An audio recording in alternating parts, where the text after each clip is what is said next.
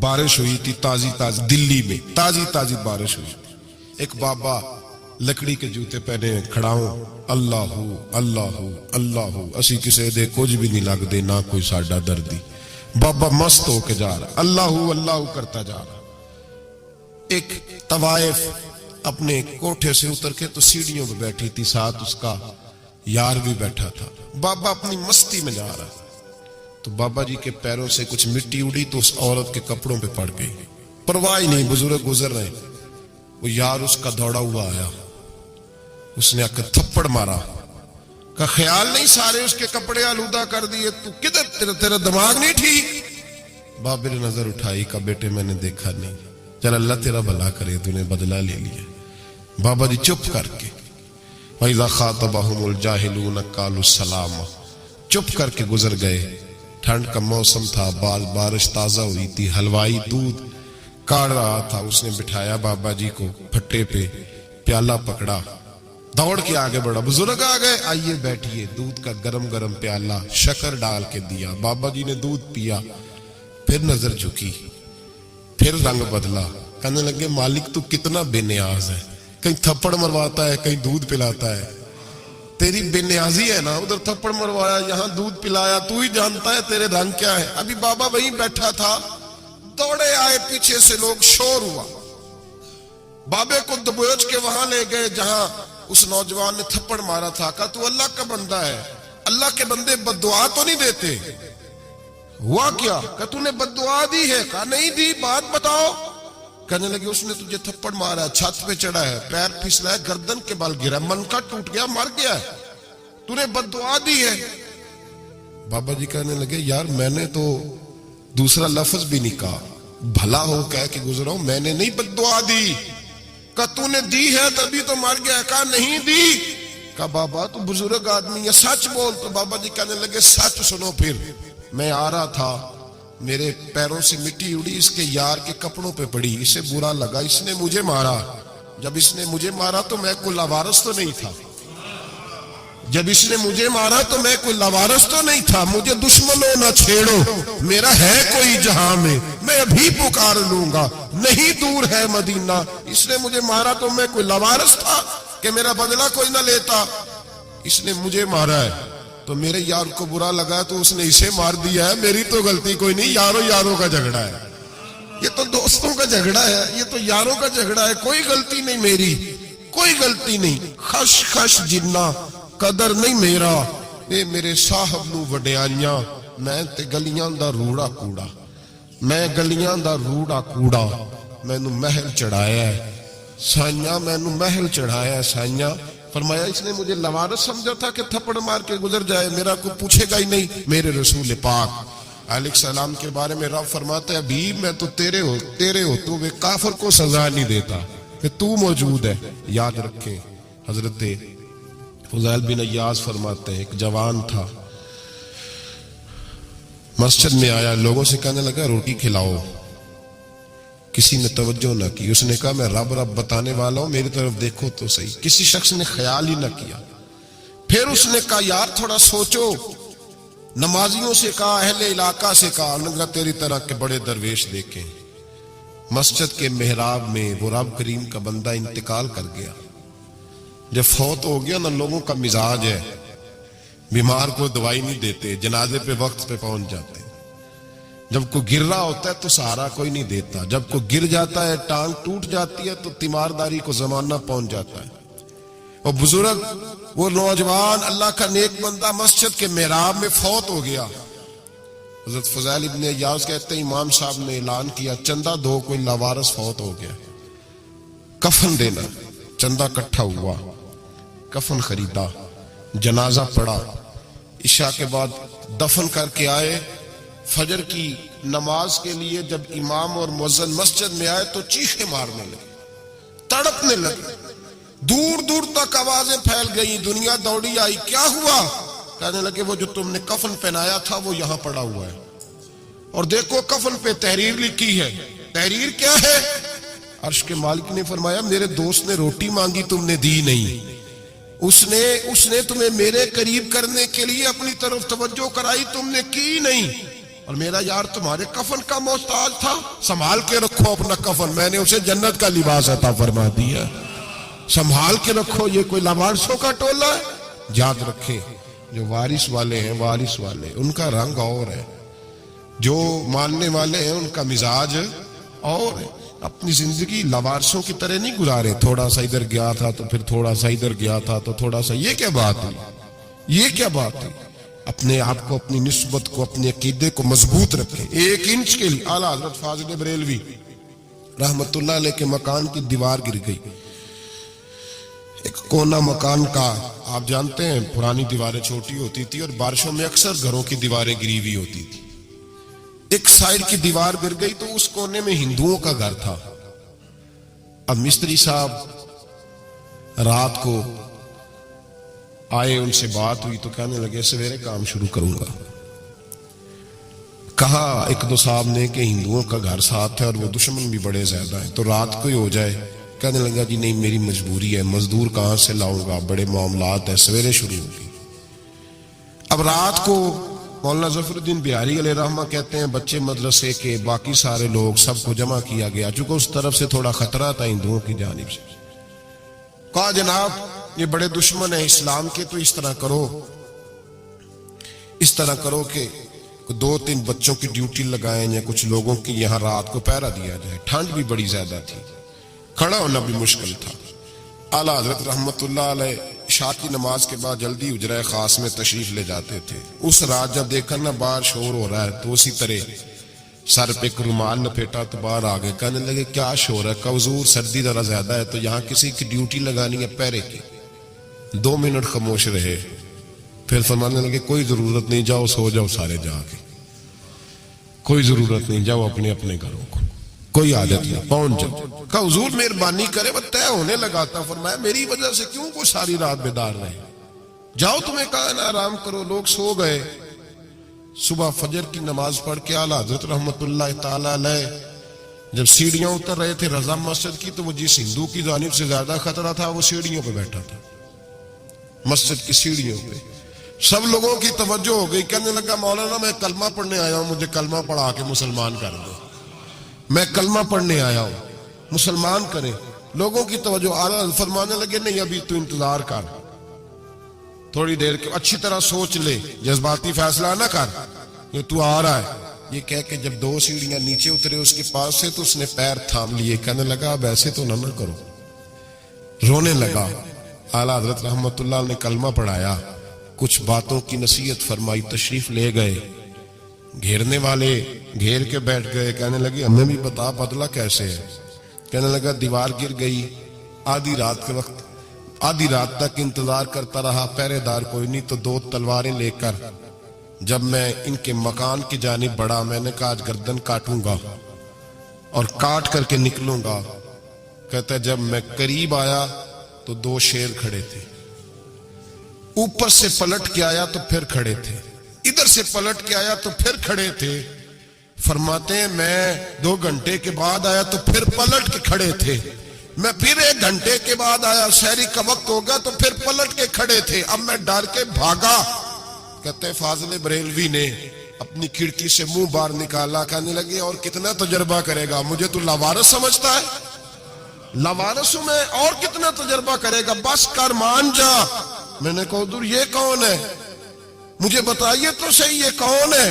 تو کہنے لگے میں نے ساری زندگی رسول اللہ کی عظمت کا دفاع کیا ہے، ساری زندگی غوث اعظم کے نعرے لگائے ہیں، ابھی تو یہ مدد صرف غوث پاک جیلانی کی بھیجی ہوئی ہے، ابھی تو غوث اعظم کی بھیجی ہوئی مدد ہے، مولا علی ابھی پیچھے ہیں، 2 جہاں کے محبوب ابھی اس سے پیچھے ہیں، وہ تو ابھی پیچھے ہیں، پیچھے کھڑے ہیں کہ ضرورت پڑی تو ہم بھی تیار بیٹھے ہیں۔ او بھائی آج رواج ہو گیا، رواج، میں نے 2-4 دن پہلے بھی کہا تھا، لوگ کہتے ہیں نہیں کوئی نہیں ضرورت، سامنے سارا کچھ نظر آ رہا ہے۔ او خدا کے بندو یاد رکھو، نسبت ہے بڑی چیز، جانے تو وہ دو میں، اگر کسی کو نسبت میسر آ گئی نا، نسبت، خالی دامن ہی مل گیا، تیرے ہاتھ میں کچھ ہے تو ہونی چاہیے نا، خالی دامن ہی تجھے کسی کا میسر آ گیا تو بچ گیا۔ اپنی نسبتوں کی حفاظت کریں، ان کو مضبوط کریں، ان پر محنت کریں، ان پر توجہ رکھیں۔ یہ نسبت جو ہوتی ہے نا، نسبت یہ دیکھیں نا، ایک گتا ہے عام کتاب کو لگا ہوا ہے تو جہاں مرضی رکھ دو، اس کی کوئی قدر نہیں، لیکن جو گتا قرآن مجید کو لگ گیا ہے اس کو بغیر وضو چھونا جائز ہے۔ ایک پٹھے پہ اینٹ بنی ہے جو باتھ روم میں لگ گئی، وہاں بغیر جوتے کے جایا نہیں جا سکتا، اور جو مسجد میں لگ گئی وہاں جوتے پہن کے جایا نہیں جا سکتا۔ یہ نسبت ہے بڑی چیز، اگر میسر آئے نصیب ہو اپنی نسبت کو مضبوط کر کے رکھا کریں، اس کی جولانی کا مظاہرہ کیا کریں، اس نسبت میں روز توانائی آنی چاہیے۔ میں آپ کو بڑی ذمہ داری کے ساتھ ایک بات بتاتا ہوں تجربے کی، ہمیں جتنا کسی نے آ کے کہا ہے نا نسبت کے خلاف، ہماری نسبت اس سے زیادہ مضبوط ہوئی۔ ہمیں جتنا کسی نے آ کے کہا ہے نا جی آپ کو کیا ملا، آپ کو کیا ملا، تو ہم نے اتنا کہا یار جیسے جیسے تو کہتا جاتا ہے ہماری تو نسبت میں اضافہ ہوتا جاتا ہے، ہمارا تو مزاج بدلتا جاتا ہے، روز ایک نیا پردہ کھلتا ہے، روز ایک نیا رنگ واضح ہوتا ہے، روز ایک نئی توانائی۔ ابھی تھوڑے دن کی بات ہے، ایک مولانا شرف الدین صاحب ہے، مفتی صاحب، میرے حضرت صاحب کے مرید ہوئے، مفتی تھے، عالم آدمی تھے، سرکار تاج الشریعہ، ہمارے شیخ سے بیعت کی۔ اب ہمارے حضرت صاحب کا اس وقت حال وہی ہے، وَرَأَيْتَ النَّاسَ يَدْخُلُونَ فِي دِينِ اللَّهِ أَفْوَاجًا، اب فوجوں کی فوجیں لوگ آتے ہیں۔ ہم نے دیکھا ہے صرف خالی مرید ہونے والے بار سینکڑوں کی تعداد میں ہزاروں لوگ بیٹھے ہیں کہ صرف بیعت اتنا کہہ دیں ہم نے قبول کیا۔ اس عالم میں جہاں حضرت صاحب کا اعلان ہو جائے کہ تشریف لا رہے ہیں، وہاں لاکھوں کا مجمع جمع ہو جاتا ہے، اور ایک جھلک دیکھنے کو لوگ ترستے رہتے ہیں۔ یہ کیفیت ہم نے دیکھی، وہ دور گزر گیا، کبھی ایسا بھی ہوتا تھا ایک میں ہوتا تھا، ایک تو ہوتا تھا، اور تیسری تنہائی ہوتی تھی۔ وہ دور بیت جاتا ہے، وہ لمحے کسی کسی کو نصیب آتے ہیں۔ حضرت کا وہ مولانا شرف الدین صاحب کہتے ہیں مرید ہوا، تو مرید ہوا مجمع میں، رسی حضرت پھینکتے ہیں یا چادر پھینکتے ہیں تو پکڑ کے مرید ہوا، تو ساتھ ساتھ اور چادریں باندھی تھی، لوگوں نے پکڑی ہوئی تھی۔ ایک مولانا، میں جب بیعت ہو کے آیا ان کو بتایا تو مجھے کہنے لگے یار تو ایسی جگہ مرید ہو گیا جو تیری بات بھی نہ سن سکیں، جن کو تو دکھڑا بھی نہ سنا سکے، جو مصروف ہی بڑے رہتے ہیں، کہاں مرید ہو گیا تو؟ ایسے پیر کا بیعت ہوتا جہاں تو جاتا وہ تیرے پاس آتے، گفتگو ہوتی، بات چیت ہوتی۔ کہتے جب انہوں نے مجھے بہت زیادہ قائل کیا نا، بہت زیادہ، تو میں نے ارادہ کر لیا، میں نے کہا بات ٹھیک ہے، بیعت کہیں اور ہونا چاہیے تھا۔ کہتے میں عشاء کے بعد سویا تو حضرت صاحب مجھے خواب میں ملے، خواب میں، اور فرمانے لگے مولانا جب آپ مرید ہوئے تھے تو آپ اس جانب بیٹھے تھے، اس کونے میں آپ تھے، اتنے لوگ آپ سے پہلے تھے، اس حال میں آپ مرید ہوئے تھے، اور جہاں تک بات چیت کرنے کی بات ہے تو آپ نے جو دل میں سوچا تھا وہ میں نے آ کے آپ کو بتا دیا ہے۔ پھر بھی بڑی ضرورت ہو تو میرے صاحبزادے کا نمبر لے لیں اور فون کر لیا کریں، بات ہو جایا کرے گی۔ کہتے ہیں یہ ابھی بات ہو ہی رہی تھی کہ میرے دروازے پہ دستک ہوئی تو میری آنکھ کھل گئی، میری آنکھ کھلی تو میں پریشان ہوں کہ نمبر تو ملا نہیں۔ ایک انجینئر صاحب میرے محلے میں رہتے تھے، فرماتے ہیں وہ شام کو میرے پاس آئے اور کہنے لگے مولانا سنا ہے آپ حضرت مفتی اختر رضا صاحب سے مرید ہو گئے۔ میں نے کہا، تو کہنے لگے میں ان کے مدرسے میں کام کر کے آئے ہوں، میرے پاس ان کے بیٹے کا نمبر ہے، چاہیے آپ کو؟ نمبر ہے چاہیے؟ کہتے نمبر مجھے وہ شام کو گھر آ کے دے گئے۔ اب جب میں آستانہ نور پہ بریلی شریف ملنے کے لیے حاضر ہوا تو میرے دل میں خیال آیا، جب میں اندر گیا نا تو میرے دل میں خیال آیا حضور خواب جو آئی تھی اتنی بھی جلدی کیا ہے، ذرا ٹھہر جائیے، آپ ملے جو تھے تو صاحب نمبر بھی دے ہی جاتے۔ میرے دل میں خیال آیا تو السلام علیکم کے بعد حضرت کہنے لگے مولانا مجھے تو جلدی کوئی نہیں تھی، آپ کے دروازے پہ دستک ہو گئی تھی، مجھے تو کوئی جلدی نہیں تھی، آپ کا دروازہ بجنے لگا تھا، مجھے تو جلدی کوئی نہیں تھی لوٹنے کی۔ ہر مشکل دی کنجی یارو ہاتھ مرداں دے آئی، اور مرد نظر کرے جس ویلے مشکل رہے نہ کائی۔ بس لوگوں یہ یاد رکھو اور اس پہ عمل کرو، اپنی نسبتوں کو مضبوط کریں۔ ہمارا تو جیسے دن کا اجالا چمکتا ہے نا، چمکتا ہے دل کا اجالا، جیسے نیا دن چڑھتا ہے ہمارے لیے تو ایک نئی روشنی لے کے آتا ہے۔ اپنے آپ کو بیدار رکھیں۔ سورج اگر باہر پورا نکل آئے نا تو جو آدمی آنکھیں زور سے بند کر لے اسے کوئی شے نظر نہیں آتی، پورا سورج نکلا ہوا بھی ہو۔ سورج اسے نظر آئے گا جس کی اپنی آنکھیں بھی کھلی ہوں گی، تو آنکھیں ہی نہیں کھول رہے، تو آنکھیں نہیں کھول رہے، آنکھیں، یہ شکوہ آنکھیں نہ کھولنے کا ہے، آنکھیں نہیں کھول رہے تو سورج کیسے نظر آئے گا؟ بات ذرا سخت ہے پر چلو آپ میرے عزیز ہیں کر جاتا ہوں. ملا رومی رحمت اللہ تعالی علیہ فرماتے مجھ سے ایک شخص نے کہا کہ نبی پاک صلی اللہ تعالی علیہ وسلم اگر سراجم منیرہ ہے تو نظر کیوں نہیں آتے؟ تو میں نے کہا الو اگر آنکھیں بند کر لے تو اسے کوئی شے نظر نہیں آتی. آنکھیں بند کر لے تو اسے کوئی شے نظر، تو آنکھیں تو کھولنا، آنکھیں کھول. یہاں میں اپنے کمرے میں یوں پردہ آگے کر کے لائٹ بند کر کے باہر شور مچاؤں، سورج کوئی نہیں، سورج کوئی نہیں، تو مجھے کوئی بندہ کہے گا پاگل ہے. اس طرح کر، باہر نکل، ادھر آ تجھے دکھاؤں سورج ہے کہ نہیں، تیری تو اپنی آنکھیں بند ہے. اقبال کہتے ہیں دل بینا بھی کر خدا سے طلب، آنکھ کا نور دل کا نور نہیں، اندر کی آنکھیں کھول. اندر اتنا اندھیرا ہے تو باہر کیسے نظر آئے گا؟ تو لوگ آنکھ ہی نہیں کھولتے، بس دائیں بائیں دیکھتے رہتے ہیں. نسبت کو مضبوط کریں. رب تو فرماتا ہے حبیب تو موجود ہے تو میں کافر کو بھی عذاب نہیں دیتا. اب یہاں خالص نسبت کا بیان ہے، خالص. یہ نہیں فرمایا کہ حبیب ان کے عمل اچھے ہیں تو میں عذاب نہیں دیتا. یہ نہیں فرمایا کہ حبیب یہاں خانہ کعبہ ہے تو میں عذاب نہیں دیتا. نسبت کی بات فرمائی، نسبت کی. یہ نہیں فرمایا کہ حبیب یہاں روز طواف ہوتا ہے تو عذاب نہیں دیتا. یہاں تلاوت ہوتی ہے تو فرمایا حبیب تو ہے اس لیے میں انہیں عذاب. مدینے میں کبھی زلزلہ نہیں آیا، پتہ ہے آپ کو؟ اس لیے نہیں آیا کہ وہاں میرے مصطفیٰ کا گنبد خضرا ہے. کوئی فصل وہ بیجتے نہیں، کوئی فصل بوتے نہیں، وہ کوئی فصل بھی، لیکن دنیا کی ہر شے آپ کو مدینے میں ملتی ہے. جو سب سے اچھا پھل کھانا چاہے اسے مدینے میں جا کے ملتا ہے، اس لیے کہ وہاں گنبد خضرا کی ہریالی موجود ہے. دنیا کی ہر نعمت ملتی ہے اس لیے کہ گنبد خضرا جو موجود ہے. تو بھائی یہ نسبتوں کی بار ہے، نسبتوں کی. پرانی امتوں میں جب کوئی گناہ کرتا تھا تو دروازے پہ لکھا ہوتا تھا سویرے. میرے حبیب نے دعا فرمائی مولا یہ میرے ہیں انہیں رسوا نہ کرنا. اے اللہ میرے ہیں انہیں رسوا نہ کرنا.